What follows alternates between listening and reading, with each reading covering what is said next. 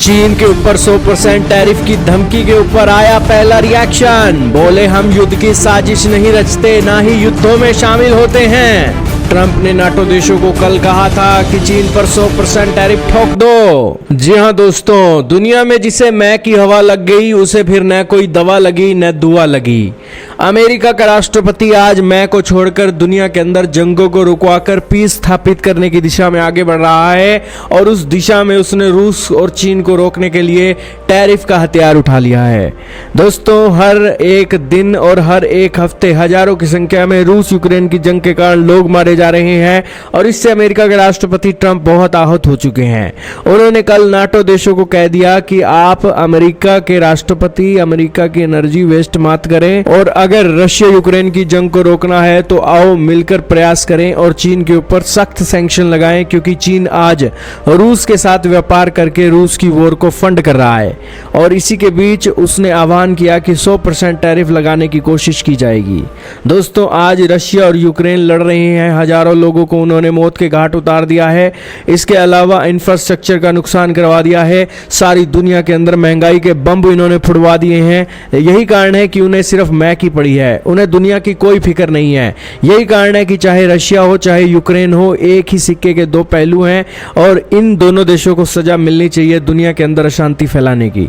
यही कारण है कि ट्रंप ने यहां पर टैरिफ की तलवार लटका दी है और ट्रंप को चाहिए कि यह टैरिफ की तलवार सिर्फ रूस और चाइना तक सीमित ना हो, यूक्रेन के जो सपोर्ट करने वाले देश हैं उनके ऊपर भी हो कि आखिरकार यूक्रेन यहां पर बातचीत करके मसले को सोल्व क्यों नहीं कर रहा है और आखिरकार ये जंग रुक क्यों नहीं रही है।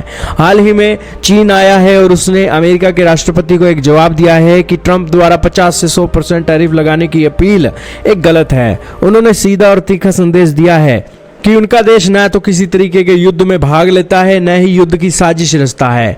इसके अलावा टैरिफ को लेकर कहा कि टैरिफ जैसी चीजें केवल समस्या को सुलझाती नहीं, केवल उलझाने का काम करती है। अब दोस्तों, चीन से कोई पूछे कि क्या रशिया के अंदर उसने अपने हथियार नहीं बेचे, हथियार बेचे हैं तो युद्ध की एक जो चीजें हैं उसमें भाग तो वो ले ही रहा है।